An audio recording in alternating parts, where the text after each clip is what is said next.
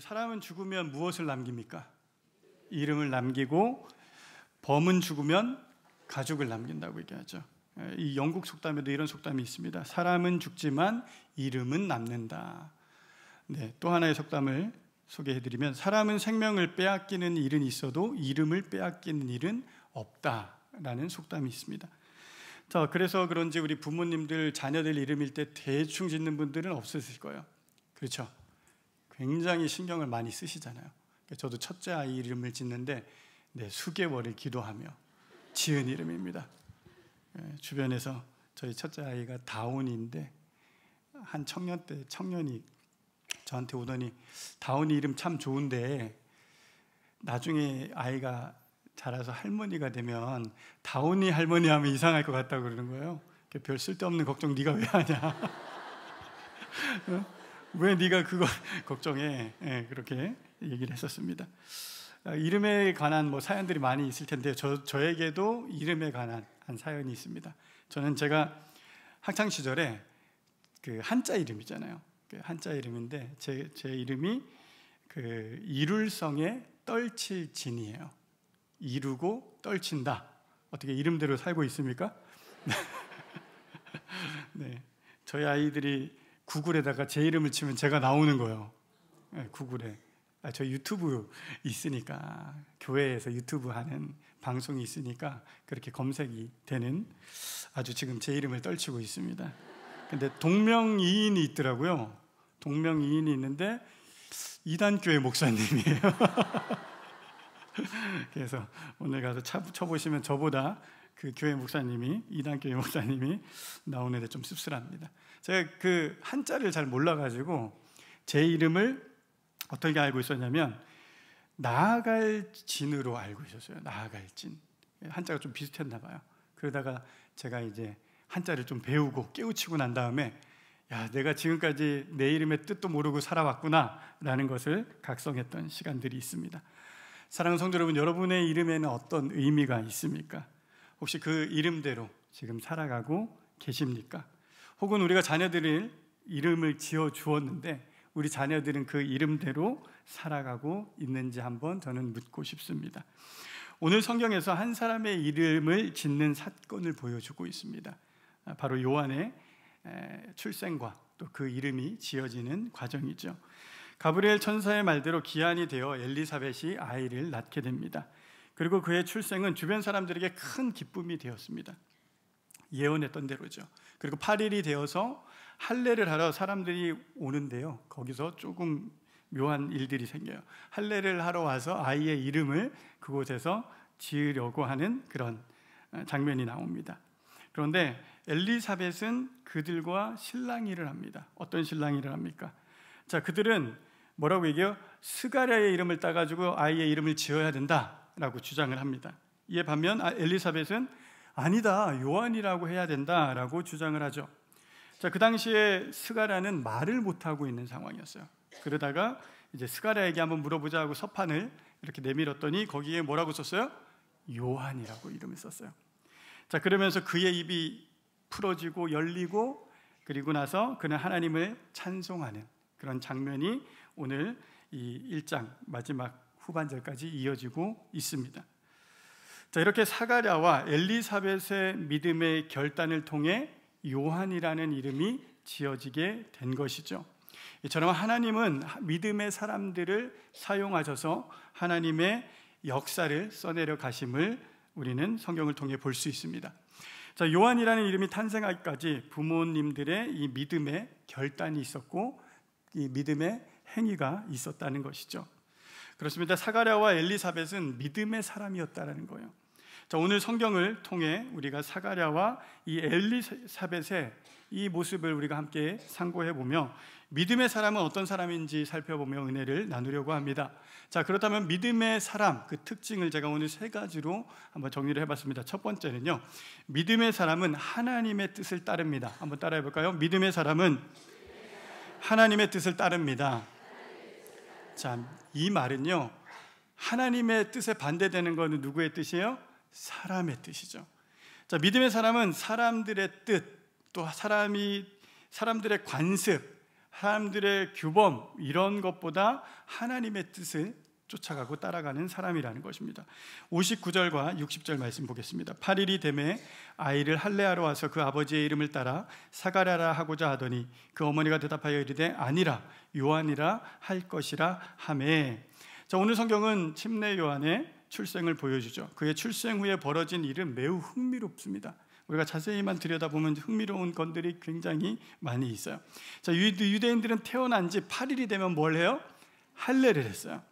자, 할례를 하려고 많은 사람들이 그 자리에 왔습니다.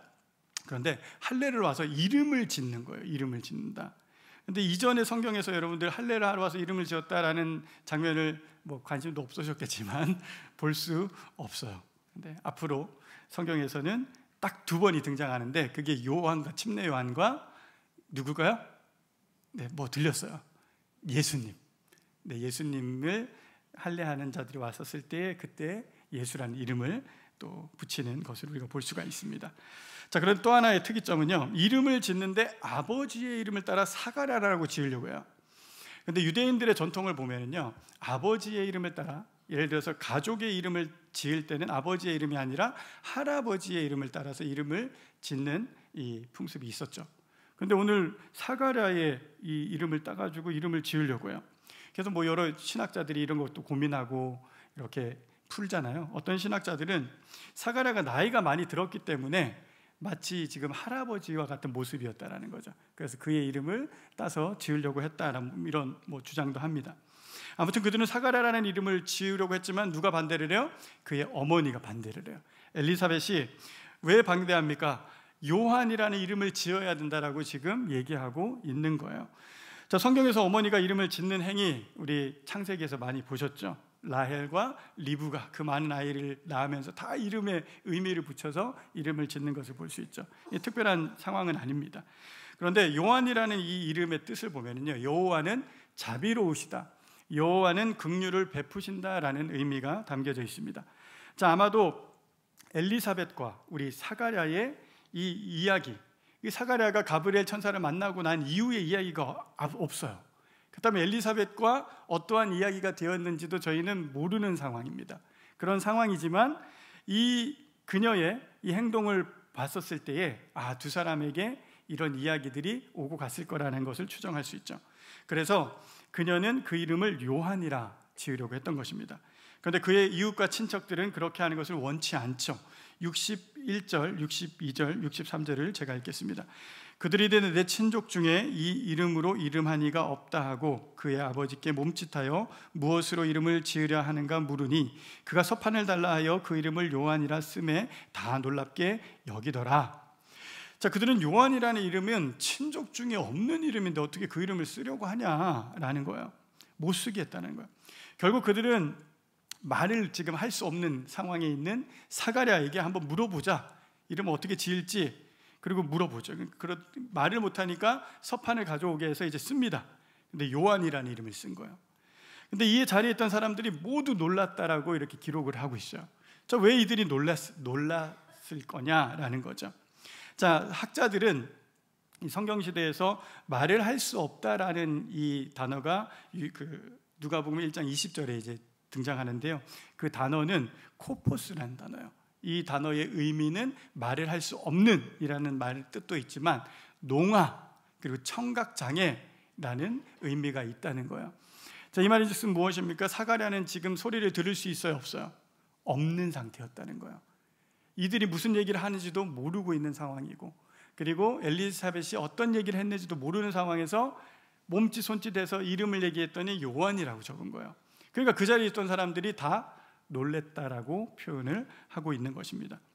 또 한 가지 이 장면에서 우리가 생각해 볼 것은요, 사가랴와 엘리사벳은 당시 사회적인 이 유대인들 사회에 있었던 그 전통과 규범을 따르지 않았다라는 거예요. 자, 오늘날 우리가 법과 이 제도를 따르지 않아도, 그렇죠? 뭐 위법한 행위들을 하거나 한다면은 그에 대한 대가를 지불해야 되잖아요. 근데 유대 시대에 함께 모여 살던 그 공동체 안에서 그 규범을 어긴다. 굉장히 위험한 일이고 굉장한 용기가 필요한 일이었다라는 것입니다. 그 유대 공동체들에서 가족들의 그리고 친인척들의 그 반대에도 불구하고 요한이라는 이름을 지었다라는 거예요.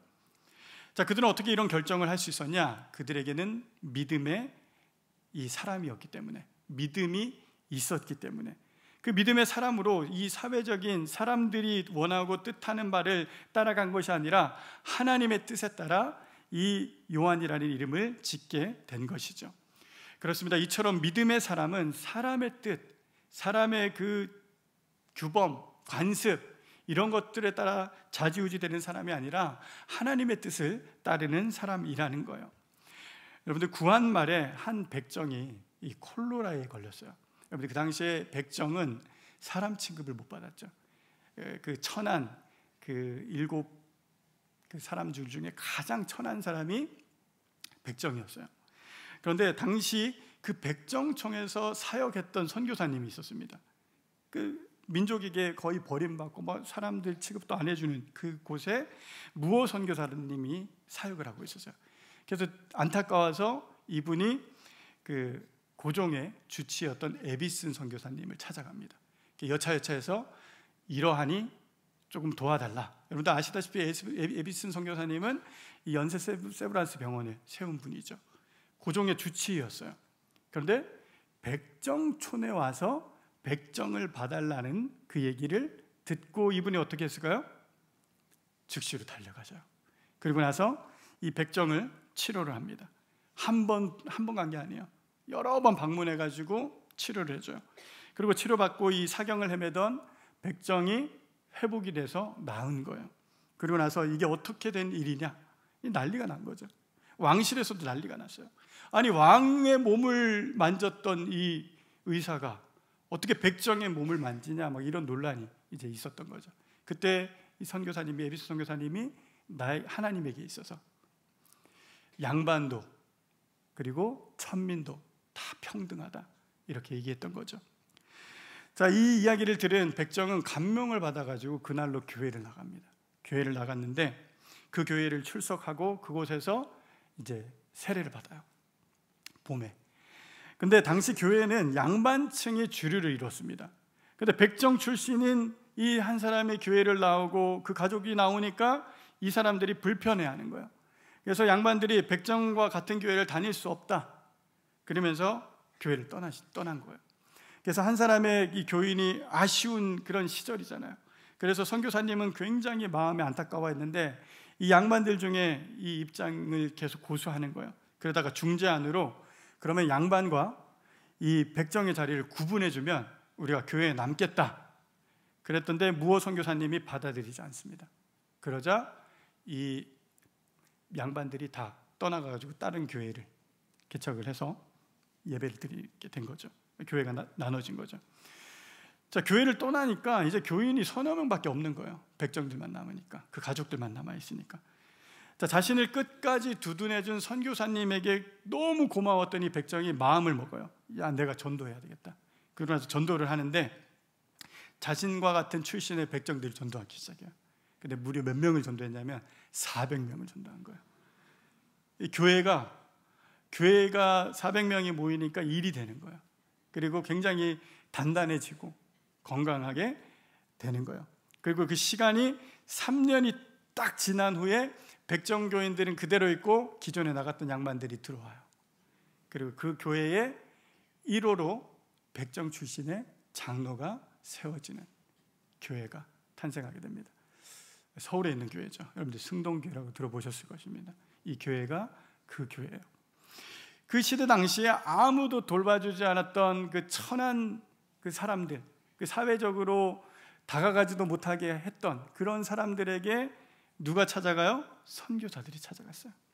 무호 선교사도 이 땅에 그 양반과 천민을 구분해가지고 나누는, 그 나눠주면 내가 교회 남겠다고 했는데도 받아들이지 않았다라는 거예요. 왜 그렇습니까? 하나님의 뜻이 아니기 때문에. 왕도 양반도 천민도 똑같이 평등하게 대했다라는 거예요. 자, 그들은 사람의 뜻을 따른 것이 아니라 하나님의 뜻을 따랐던 믿음의 사람이었습니다. 요한복음 6장 38절에 예수님이 이 땅에 오신 그 이유를 이렇게 설명하는데요. 말씀을 한번 같이 읽어보겠습니다. 요한복음 6장 38절입니다. 시작. 내가 하늘에서 내려온 것은 내 뜻을 행하려 함이 아니요 나를 보내신 이의 뜻을 행하려 함이니라. 아멘. 예수 그리스도께서 이 땅에 오신 이유가 무엇입니까? 내 뜻이 아닌 하나님의 뜻을 따르기 위하여. 하물며 예수를 따라가는 우리가 우리 자신의 뜻을 앞세우고 주변 사람들의 뜻에 따라 살아간다면 우리가 어찌 그리스도인이라고 말할 수 있겠습니까? 사랑하는 여러분, 성도 여러분, 여러분은 믿음의 사람입니까? 믿음의 사람입니까? 아멘이시죠? 네. 믿음의 사람은 사람의 뜻이 아닌 하나님의 뜻을 쫓고 하나님의 뜻을 따라가는 사람들입니다. 여러분들이 어떠한 선택과 결정 앞에 있다면 주변 사람들의 눈치를 보지 마시고 하나님의 눈치를 보십시오. 주변 사람들의 이야기를 듣지 말고 하나님의 음성을 듣기 시작하십시오. 그러면 하나님께서 여러분들의 삶에, 여러분들의 그 삶의 현장에 길을 내시고 또 새로운 역사를 써내려가실 줄 믿습니다. 자, 믿음의 사람 두 번째 특징은요, 믿음의 사람은 하나님을 찬양합니다. 한번 따라하겠습니다. 믿음의 사람은 하나님을 찬양합니다. 자, 사가랴가 가브리엘 천사가 와가지고 아들을 낳아줄 거다, 너의 아내 엘리사벳을 통해서 아들을 낳아줄 거다 했더니 뭐라고 얘기해요? 저희 아내는 너무 늙었어요. 아이를 못 낳을 것 같아요. 그런 얘기를 했잖아요. 그러자 그를 말 못하게 돼버리잖아요. 언제까지? 때가 이를 때까지. 자, 그의 믿음의 행위는 어떻게 합니까? 그 묶여있던 입술을 풀어줬다는 거야. 요한이라는 그 서판에 이름을 적자 그의 입술이 풀렸다라는 거야. 자, 곧바로 그는 하나님을 찬양하는 것을 볼 수 있습니다. 이처럼 믿음의 사람은 하나님을 찬양하는 사람이라는 거예요. 64절과 65절을 우리 한 목소리로 읽어보겠습니다. 시작. 이에 그 입이 열리고 혀가 풀리며 말을 하여 하나님을 찬송하니 이 모든 말이 온 유대 산골에 두루 퍼지매. 사가랴가 서판에 요한이라는 이름을 쓰고 나서야 그의 입이 열리고 혀가 풀렸다라는 거예요. 자, 어쩌다가 말을 할 수 없게 됐대요? 가브리엘 천사의 말을 믿지 않았었을 때, 불신앙일 때에 그의 입이 묶였다는 거예요. 자, 그 말을 믿지 못했었을 때 그는 혀가 굳어졌고 말 못하는 자가 되었다라는 겁니다. 자, 그런데 그가 그 천사의 지시대로 서판에 요한이라는 이름을 썼을 때 그 믿음의 결단과 행동 이후에 어떻게 돼요? 묶였던 입술이 풀어지고 혀가 풀어졌다라는 거예요. 자, 그러자 그는 곧바로 무엇을 했냐? 이게 중요하죠. 입이 열리자마자 하나님을 찬송했다라는 거예요. 누가복음 1장 68절을 제가 한번 읽겠습니다. 찬송하리로다. 주 이스라엘의 하나님이여 그 백성을 돌보사 속량하시며 우리를 위하여 구원의 뿔을 그 종 다윗의 집에 일으켰으니 이것은 주께서 예로부터 거룩한 선지자의 입으로 말씀하신 바와 같이 우리 원수에게서와 우리를 미워하는 모든 자의 손에서 구원하시는 일이라. 자, 이어지는 67절과 80절은요 스가랴의 찬송과 예언이 이제 담겨져 있습니다. 스가랴의 찬송가라고 불려져요. 라틴어로는 베네딕투스라고 하며 마리아의 찬가와 같이 굉장히 유명한 세계의 찬송지 중에 하나라는 거예요. 그의 찬송이 이렇게 시작됐다라는 것입니다. 자, 스가랴는 침례 요한의 출생과 또 함께 이스라엘에 대한 하나님의 구원의 이 성취에 대해서 찬양하고 있음을 볼 수가 있습니다. 이처럼 불신앙은요 우리의 입술을 닫게 만들어요. 그리고 우리의 불신앙은 입술만 막을 뿐만 아니라 우리의 기도를 막습니다. 여기서 그치지 않아요. 우리의 불신앙은 우리의 입술에서 찬양을 사라지게 만든다는 거예요. 자, 그렇지만 반면에 우리의 믿음은요 우리의 입술을 열어 하나님을 찬양하게 만든다라는 거예요. 이 사람이 믿음의 사람이냐 아니냐 그의 입술을 보면 안다라는 거예요. 믿음의 사람들은 절대 그 입술에서 원망과 불평의 말이 아닌 하나님을 찬송하고 하나님을 찬양하는 그 찬양이 끊임이 없이 이루어진다라는 것입니다. 여러분들 잘 아시는 어메이징 그레이스, 나 같은 죄인 살리신이라는 찬양의 이야기를 잘 아실 겁니다. 1748년 노예를 가득 실은 이 배의 선장 존 뉴턴은 그녀의 약혼녀의 만료에도 불구하고 돈을 벌기 위해서 노예선을 맞습니다. 그는 이전에 방탕한 생활로 본인도 노예 생활을 했었어요. 그런데 그가 다시 자기처럼 있던 그 노예 장사를 하게 된다라는 거예요. 그러던 어느 날 폭풍우를 만납니다. 배가 자초될 위기에 처해요. 그때에 하나님께 은총을 베풀어 달라고 기도를 해요. 그리고 배는 무사하게 노예 시장에 있는 미국 항구에 도착을 합니다. 그리고 뉴턴은 양심의 가책을 느끼고 나서 노예 장사를 그만두게 돼요. 그리고 이후 그는 자신의 회심을 담은 어메이징 그레이스라는 찬양을 쓰게 된 거예요. 죄인이었던 그가 믿음이 생기고 나서 했던 게 무엇입니까? 찬양했다라는 거예요. 하나님은. 사랑하는 성도 여러분, 믿음의 사람은 찬양하는 사람이에요. 혹시 우리의 불신앙으로 나의 입술이 닫혀 있지는 않습니까? 나의 원망과 불평의 마음 때문이라면 믿음으로 결단하셔서 그 닫힌 입술을 여시고 찬양하는, 하나님을 찬양하는 모든 성도들 되시기를 주님의 이름으로 축원드립니다. 자, 하나님의 뜻을 따라 살아가는 사람이 믿음의 사람이고요, 하나님을 찬송하는 사람이 믿음의 사람입니다. 이 세 번째는요, 믿음의 사람 특징 세 번째, 우리 같이 따라해 보겠습니다. 믿음의 사람은 하나님의 손이 함께 하십니다. 네, 믿음의 사람은요, 가는 곳곳마다 주의 손이, 하나님의 손이 따른다라는 거예요. 주님의 손이 함께하는 곳에 어떠한 역사가 일어날까요? 구원의 역사가 일어나는 것을 볼 수 있습니다. 우리 오늘 본문 66절입니다.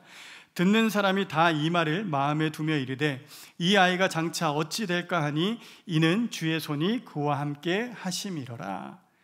자, 엘리사벳과 스가랴를 향했던 이 초점이 이제는 누구에게로 옮겨갑니까? 요한에게로 옮겨가요. 그리고 이런 질문을 해요. 이 아이는 장차 어떻게 될까? 자, 이 질문으로 독자들한테 궁금증을 유발시킵니다. 자, 이러한 궁금증의 이유를 뭐라고 설명을 하고 있냐면, 주의 손이 어떻게 하고 있대요? 그와 함께 하심이로라. 앞서 일련의 사건을 우리가 살펴보았듯이 요한이라는 이름이 지어지기까지 누구의 손이 함께 있었어요? 하나님의 손이, 주님의 손이 함께 했기 때문에 앞으로 장차 이 아이를 통해 일어날 일에 대한 기대감과 그 확신이 밀려오게 된 것이죠. 이 하나님의 손이 함께 한다는 것은요, 하나님께서 구원의 역사를 이끌어 가신다라는 거예요. 그리고 하나님은 침례요한을 통해 이 일을 이루어 주실 것을 오늘 이 본문을 통해 이제 보여주고 계시는 거예요. 또한 이 표현은요, 성경의, 신약 성경에 여러 번 이제 등장을 하는데, 대표적으로 사도행전 12장 21절에 똑같은 표현이 있습니다. 우리 사도행전 11장 21절을 한 목소리로 봉독하겠습니다. 주의 손이 그들과 함께 하심에 수많은 사람들이 믿고 주께 돌아오더라. 아멘. 자, 이 본문의 배경은요, 스데반이 순교하고 나서 예루살렘 교회에 엄청난 핍박이 일어난 거예요. 교회에 핍박이 일어나자 사람들이 흩어지기 시작하죠. 그리고 그 예루살렘을 떠나서 이방 지역으로 가기 시작합니다. 그곳에서 유대인들뿐만 아니라 이방인들에게도, 헬라인에게도 복음을 전하기 시작해요. 그리고 나서 이 구절이 시작합니다. 주의 손이 그들과 함께 하심에 수많은 사람들이 믿고 주께 돌아오더라. 할렐루야. 이처럼 믿음의 사람들이 가는 곳곳마다 주의 손이 함께 하심을 믿으십시오. 우리가 믿음의 사람이라면 우리가 가는 곳곳마다 주의 손이 함께 하신다라는 거예요. 자, 구원의 역사, 특별히 구원의 역사가 필요한 곳, 또 복음을 전하는 곳에는 반드시 주의 손이 함께 하실 줄 믿으시기 바랍니다. 자, 저희가 이제 VIP 새생명 축제를 3주 앞두고 있더라고요. 네, VIP 새생명 축제 늘 매년 연례 행사니까 그런 마음으로 하시지 않으셨으면 좋겠어요. 하나님께서 함께 하시고 하나님께서 이 일을 통해 한 영을 구원하고자 하는데 우리의 자세와 우리의 마음의 태도가 이러하다면 하나님을 제한하게 됩니다. 제가 일전에 한번 소개해 드렸죠. VIP 새생명 축제 기간이 돌아오니까 양무리에서 목자님이 자, 써서 내세요 그랬더니 이제 누구를 썼을까요? 늘 쓰던 그 아버지의 이름을 썼다는 거예요. 쓰면서 기대도 안 했대요. 오실까? 오실 거라고 생각도 못 했던 거예요. 근데 남은 기간 같이 함께 기도하면서 그 기간 중에 가족 여행을 갔다는 거죠. 그 가족 여행 중에 이 자매님이 이제 가족 여행 스케줄에 방해를 받으면 안 되니까 일찍 새벽에 일어나가지고 일부 예배를 드린 거예요. 그 일부 예배를 드리고 딱 나오는데 아버님하고 눈이 딱 마주친 거예요. 마주쳤어요. 아버님이 놀래가지고 야 새벽부터 뭐 하냐 그랬더니 여차여차 해가지고 제가 온라인으로 예배를 드렸다는 거죠. 그 얘기를 딱 듣더니 아버님이 굉장히 놀래하시는 거예요. 왜 그러냐면 이 시집 가기 전에 이 딸은 아침잠이 많아가지고 학교도 제대로 못 가던 그런 자매였는데 이 아이가 새벽같이 일어나가지고 예배한다고 그런 모습을 보면서 감동이 됐던 거예요. 그러고 나서 얘야 내가 다음 주부터 교회 갈게. 할렐루야. 하나님의 손에 함께 하십니다. 하나님의 손이 함께 하시니까 내가 안 될 거라고 생각했고 불가능하다라고 여겼던 그 부분이 열리는 거예요. 그래서 그분이 오셔서 제가 뒤에서 성경책을 들고 있다가 성경책을 이렇게 전해드렸습니다. 그 이해도 들어보니까 그때 코로나였거든요. 온라인으로 예배를 계속 드리신다 그런 얘기를 제가 전해드렸습니다. 사랑하는 성도 여러분, 여러분의 삶 속에도 하나님의 손이 함께 하심을 믿으시기 바랍니다.